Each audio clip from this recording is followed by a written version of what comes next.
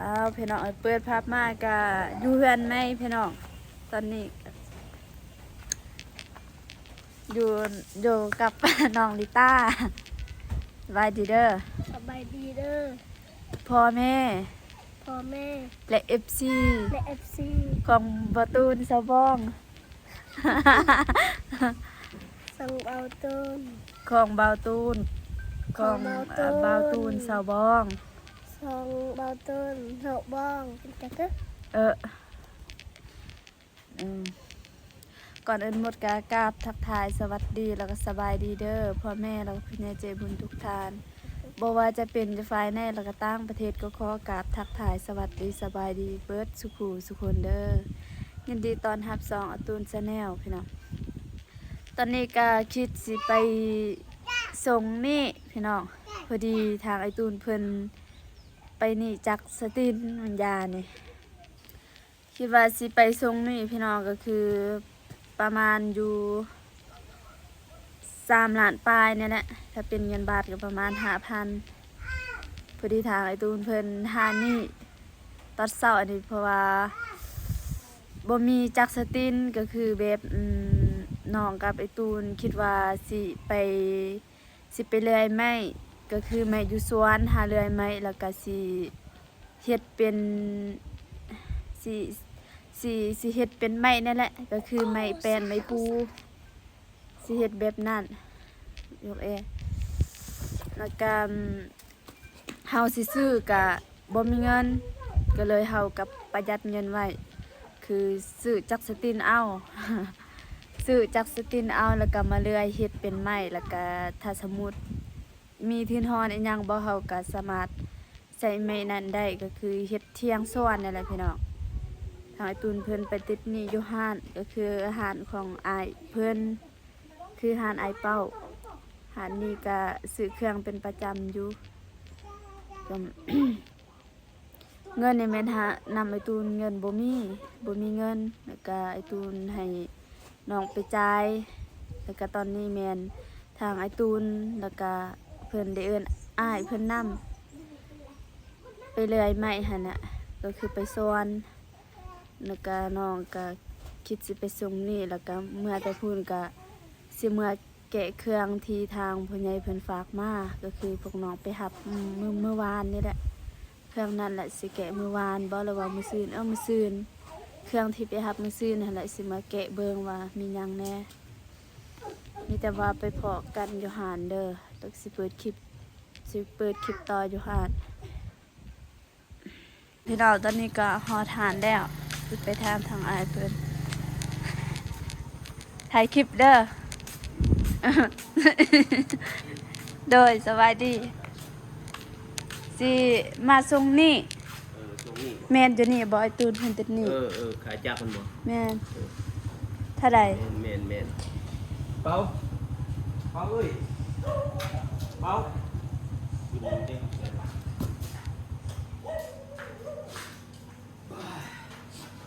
ไอ้ตู้ที่นี่เขาได้แล้วครับอาจารย์มีอยู่ใบนี่ฮันเดใบจะสิโอนเอาเรื่องนี้ โดยโอน 3,270,000 กีบมั้งฮะ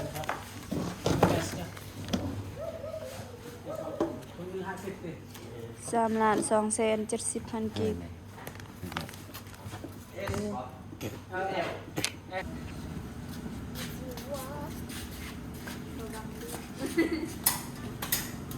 เป็นอยู่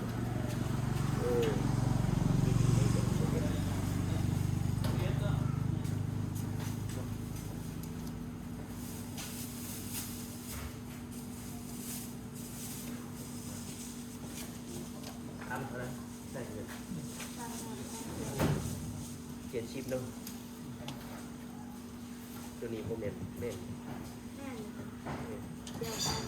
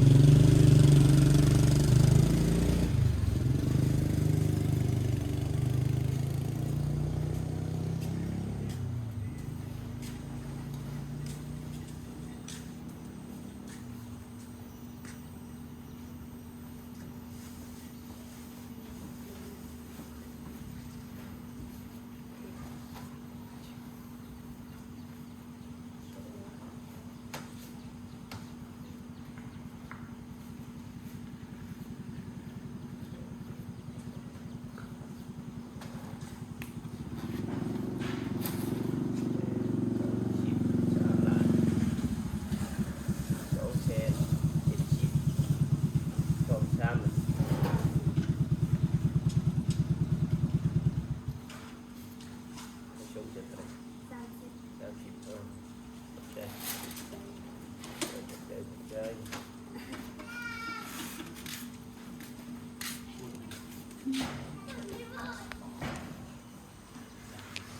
ทรงนี้เป็นเทียเรียบร้อยแล้วพี่น้องมีแต่ว่าสิกลับบ้านไปพอกันอยู่บ้านเด้อ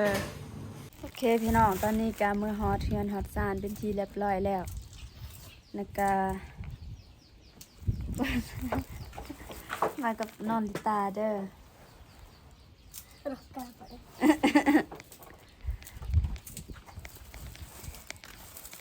เฮ้อฝนตกตลอดลาวไต่นี่หากระเซาแล้วก็ทางไอตูนเพิ่นก็ไปเรียกเลย แล้วก็ลืมทายบางอยางนี่ก็คือน้องได้ไปเปลี่ยนโซ่นั่นนี่ใส่โซ่ก็คือใส่โซ่ที่เอาบางอยางแมนเสียบ่ถึกกาหันเด้อจ้าดึนดอกปีเอ๊ะ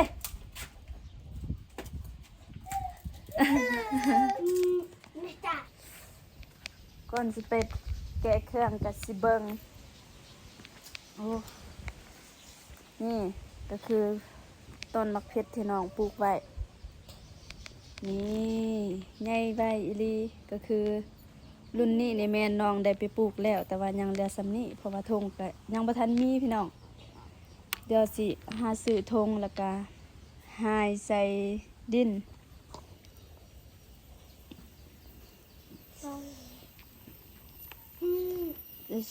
มันย่านลื่นพี่น้องคิดสิไปเบิงอยู่เพราะว่าพูนเบิงแต่น้ำหันน้ำท่วมนี่สำนีปลูกได้แล้วบ่นี่แห้งๆแล้วนี่โอ้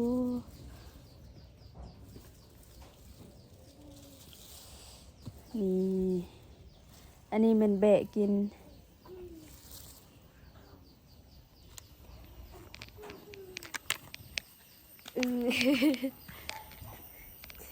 ไปแกะเครื่องกัน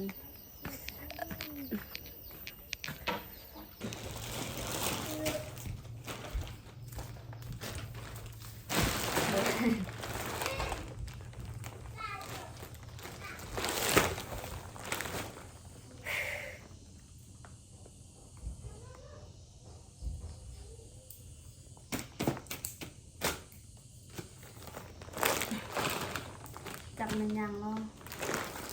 จะสิแกะเบิ่งเด้อเครื่องนี่ก็คือเป็นเครื่องที่เมย์อยู่นครหลวงแวมจันทน์เพิ่นก็ทางเมย์เพิ่นก็ฝากเครื่องให้น้องนี่หลายเทื่อแล้วก็คือแม่แหละส่งนี่แล้วก็เสื้อนี่แม่นี่ส่งกับเสื้อนี่ก็แม่นทางเมย์เพิ่นฝากมามีใส่เข้าที่อ้ายพอดีหยุดบ่ได้พี่น้องมันหยุดก็คือมันบันทึกเองเลยแกะกัน6 7 8 9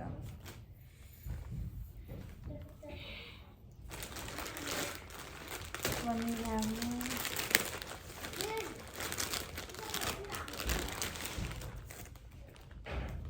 ยังmại như nhau nhau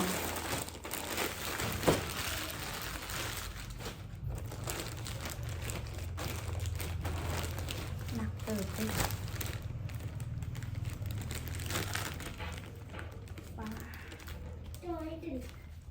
mại như nhau cho lấy sông ngọn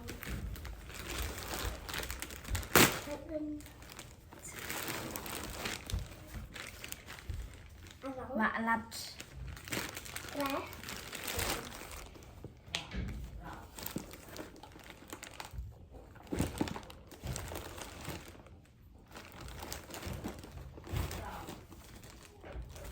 mạ lời chè bớt nhỉ chị nha lông là thầy kịp có cây มานี่มานั่งนี่คือเทิร์นได้เปล่าเนี่ยมานั่งทางนี้กดดับฟ้าปะล่ะเวลาดินซะ ญาติลานทางไอตูนเพิ่นขึ้น เพราะว่า อีบ่ได้ใส่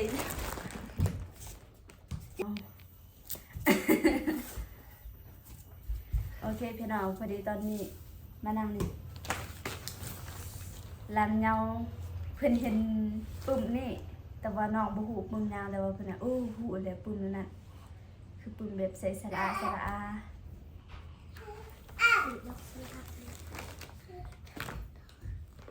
นึก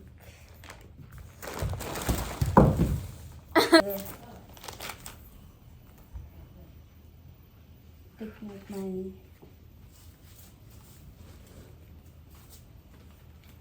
อ๋อ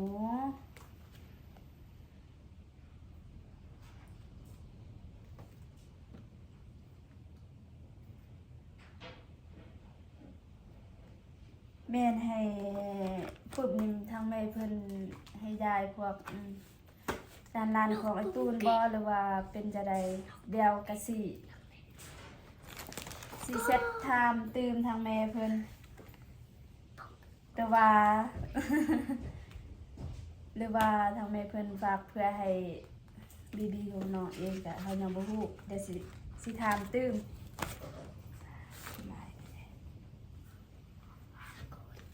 เจ้ เด็กนี่อ่านเด็กนี่อ่านนี่เป็นไงอ่าน น้องมักอ่านได้ปุ่มได้นี่ลำเลืองบ่เดิมทันใดนั้นกดหน่อยก็เห็นตูขี่กระเดือนเดี๋ยวออกมาจากดินนี่นิทานกบน้อยบ่ฟังความแม่นี่ อยากกระเซ็งเนี่ย น้องมักอ่านคือกัน นี่ นี่ปูไปงานบุญอะหมูไปงานบุญน้องมักอ่านข่อยก็เฮ็ดได้ปุ่มนิทานเมื่อโอ้ เราเนาะ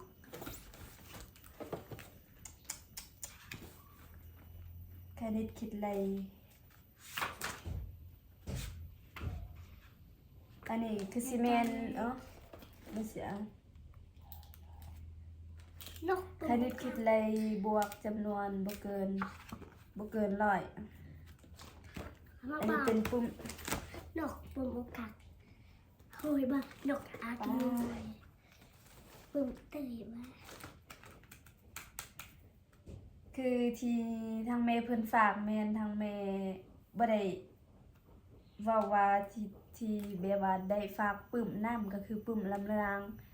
คือตามที่น้องเห็นที่เมย์เพิ่นเซตหาน้องให้เพิ่นฝากมีแต่นมเอ็นมันกับเสือฟ้าบ่ประมาณนี้นี่ภาษาอังกฤษน้องก็มักอ่านคือกัน A B C D E F G H นี่นะฮักเด้อันนี้สระอาสระอีปึ้มนี่ถ้าสมมุติสอนแบบเด็กๆได้ปึ้ม นกอะไร นี่บ่ นกอะไรเนี่ยนะ โอ้มันยังเนาะนี่เนาะคือสิแมนในผักหอมป้อมแต่ว่ายาบ่จะได้ก็สิเซ็ตตื่นให้แม่เฮ้นมบ่เคยกินได้นมเอ็มมันเดี๋ยวสิแกะเบิ่ง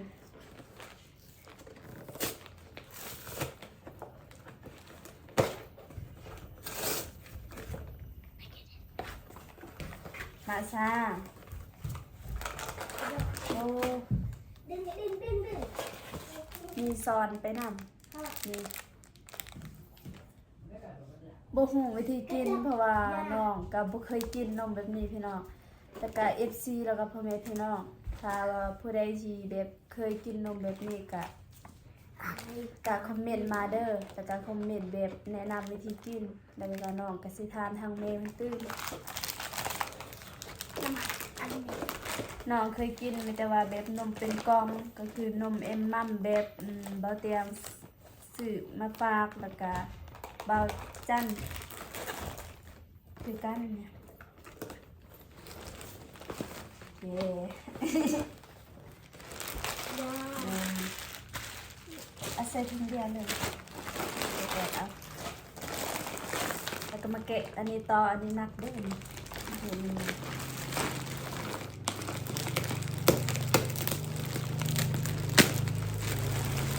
เช่น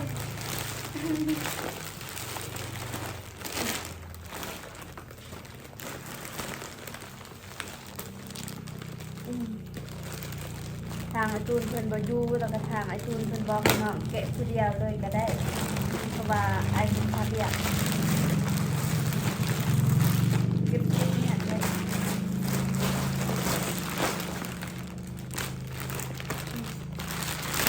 เพราะถูกอยู่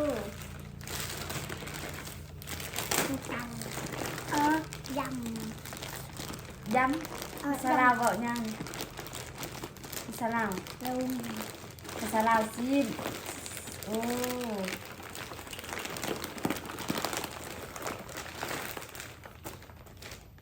ซีนยังเนาะนี่ เอากินไอเนื้อในเหล็ก จนกลืนน้ำลาย ไอเนื้อเซลล์อุนกอันไหนกัน ซีนขวยบ่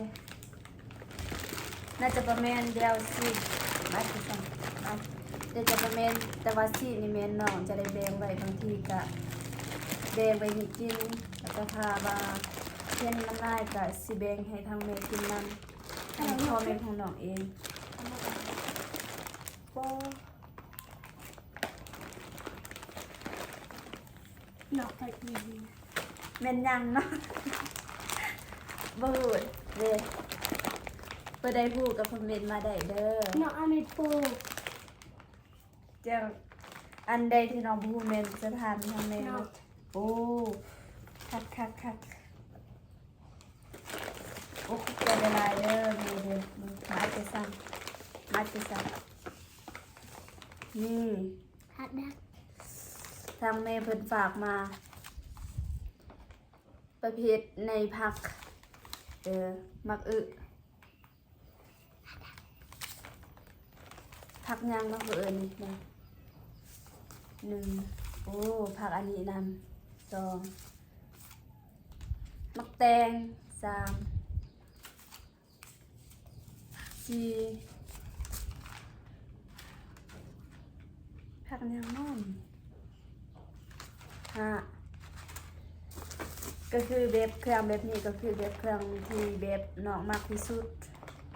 ก็คือเบบน้องกะมักที่สุดคือเบบน้องกะมักเบบประเภทปลูกกะเบบประเภทการปลูกนี่ถ้าสมมุติไม่ได้มื้อนึงน้องมีดินปลูกน้องสิปลูกอันนี้ ไอ้ขนมว่ะเราไม่กลัวอสุร แต่นี่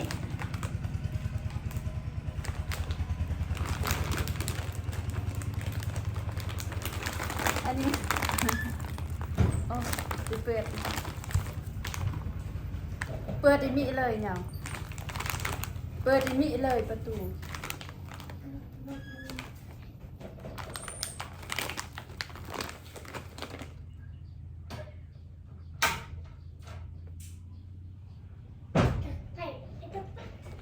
หมาตำปัดเปิดไฟ จี อันนี้บ่ฮู้แม่นยางเด้อพี่น้อง แต่ว่าเห็นหูปกุ้งแต่ว่าแนวกินบ่เดินอะไรในตาหูบ่ จ้ะ บ่หูคือกันบอกภาษาลาวบ่บอกภาษาบ้านตัวเอง เล่า จิงเจขนมเย่คือสิแม่นยินอยู่ทางแม่บอกแล้วก็มีขนมนำขนมนี่เด้อซอยอยู่นี่เลย ถ้ามีเวียกหยังที่แบบ เล่า ซาวจักใส่ก็ เล่า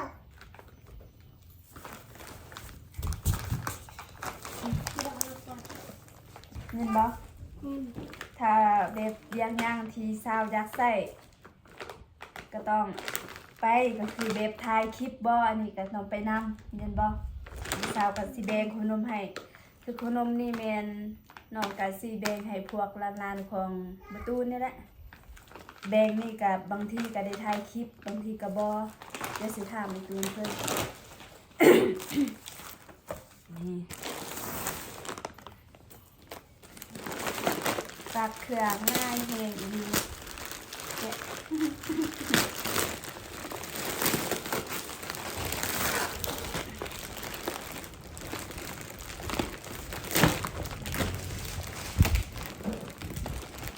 ลมพายุเขานี่โอ้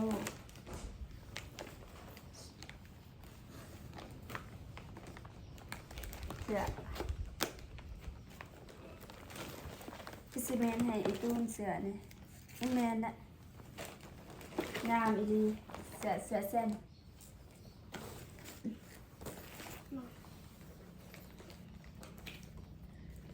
โอ้ ถ้าเราหนก ยาคือซีเมนยา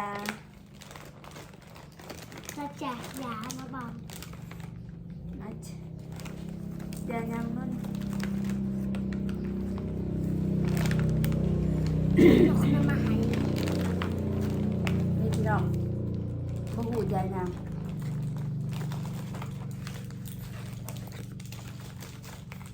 หรือว่ายาบำรุงบ่หรือว่ายาจิบบาดอ่านอังกฤษมันก็บ่ออก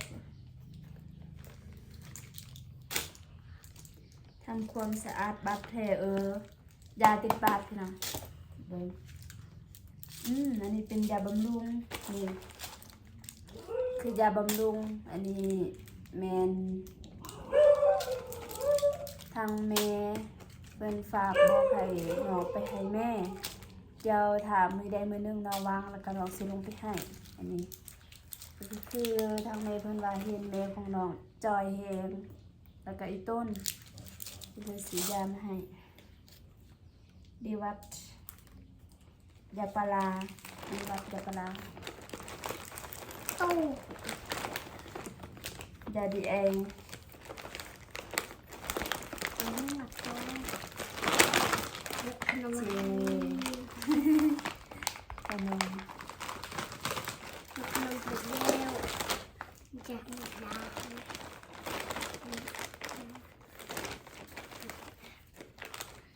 น้ำขนมถูกแล้วกินหน้ากันเลย โอ้ เดี๋ยวเราให้อยากตักบอกนี่กินแค่ตักบอกอยากตักบอกขนม ภาษาบ้านน้องเอิญเขาลุงตอง แล้วก็รู้เลย นี่จ้าตามที่ เห็นแม่บอกแม่อันนี้เป็นยาปัวไทรอยด์ทางแม่เพิ่นฝากบอกให้ไปฝากให้เอื้อย มาบอกเบียกขนมเป็นเนาะเคยให้จ่าเบียกแล้วกูก็ซึ้งดิเบียกเนี่ยกูจามไอ้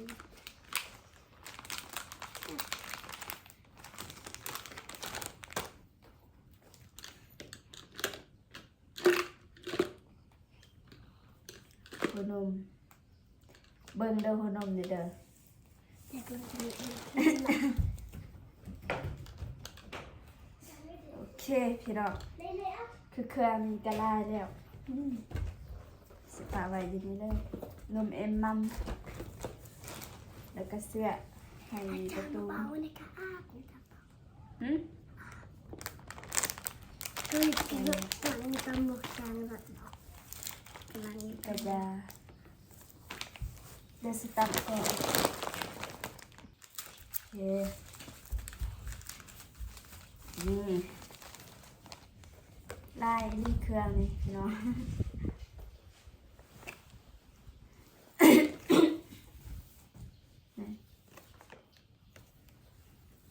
อันนี้เครื่องก็ประมาณนี้เด้อพี่น้องเด้อคือลายทางเมย์เฟินฝากมา คือมีในแบบในการปลูกนั่นแหละก็คือแกนผักในผักนั่นแหละแล้วก็มีซีนแห้งก็มีขนมสามทงแล้วก็มียาให้ แม่ก็ฝากเอ่ยนำก็มีนี่นำมีปึ้มก็คือปึ้มการอ่านนั่นแหละแล้วก็มีนมเอ็นมัมนำคือลายอีดีนบแล้วคันประมาณที่จังได้กาก่อนอื่นหมดก็ต้องขอบใจทางแม่หลายๆเด้อที่ฝากเครื่องมาให้ในครั้งนี้ก็คือแบบ มีก็คือแบบมีลายดีคือแบบน้องก็รู้สึกตื่นเต้นแล้วก็รู้สึกดีใจแห้งที่ได้รับเครื่องจากแม่ก็ทางแม่เพิ่นก็ใจดีที่ฝากเครื่องมาให้น้องตลอดก็คือช่วงปัจจุบันนี้ก็ใส่เสื้อผ้าอีหยังต่างๆก็มีก็แม่นแต่เครื่องจากที่ จากที่ผู้ใหญ่เพิ่นฝากมาบ่ว่าจะเป็นอยู่ฝั่งไทยหรือว่าต่างประเทศหรือว่าอยู่ในลาวเฮาแม่นปัจจุบันนี้เนาะใส่เครื่องที่ FC หรือว่าผู้ใหญ่เพิ่นฝากมาหมด ก็ก่อนอื่นหมดก็ต้องขอบใจหลายๆเด้อทางแม่แล้วก็ขอให้แม่จงมีสุขภาพแข็งแรงเด้ออายุมันควรยืนความเจ็บบ่ให้ได้ความไข้บ่ให้มีปรารถนาสิ่งใดก็ขอให้ได้สิ่งนั้นสมการปรารถนาเด้อแม่ให้มาเท่านี้ก็ขอให้แม่เป็นร้อยเท่าพันเท่าเด้อขอให้แม่อายุมันควรยืนพร้อมครอบพร้อมครัวการเฮ็ดการสร้างบ้านก็ขอให้เจริญขอให้รุ่งเรืองขอให้เงินทองรองไหลเข้ามาในบัญชีเด้อสาธุลองขอบใจ ขอบใจเป็นบ่ เอา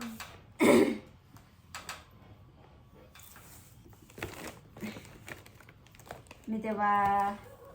คุดมนี่ก็สิแบ่งให้ร้านก็คือร้านในต้าแล้วก็ร้านของของไอตูนนั่นแหละมันมีหลายร้านก็สิแบ่งพี่น้องบางทีก็ได้ถ่ายคลิปบางทีก็บ่คนนได้แม่นมื้อนี้ก็สิให้ทางน้องลิตาเพิ่นกินก่อนอีตูนเพิ่นไปเป็นหมู่มื้อนี้ไก่ต้นทางน้องเพิ่นอยู่ เดี๋ยวเขาก็อ่านปึ้มนำกันเด้อ มาได้ประสานด้วย เดี๋ยวสิสอนให้คันอ่านบ่เป็นพอดีทางร้านนี้บอกว่าสอนให้แน่อยากอ่านปึ้ม ลองขอบใจแม่เบิ่งเด้อ ใจเด้อแม่ ขอบอกขอบใจเด้อแม่ ขอบอกใจเด้อแม่ ที่ฝากเครื่องมาให้น้าสาวเดินน้าบ่าว คุยเฮยยังอีกเป็นลูก ว่าบ่เป็นก็บ่เป็นหยังมีแต่ว่าสิจบคลิปมีเพียงเท่านี้เด้อสำหรับคลิปนี้ก็บ่มีหยังหลายมีแต่ว่ามาแกะเครื่องแล้วก็มาพอกันคลิปหน้าคลิปนี้น้องขอกล่าวคำว่าสบายดีเด้อ ไปปิด สักน้อย ตัดเลยปิดเลย โอ้เนาะ อืม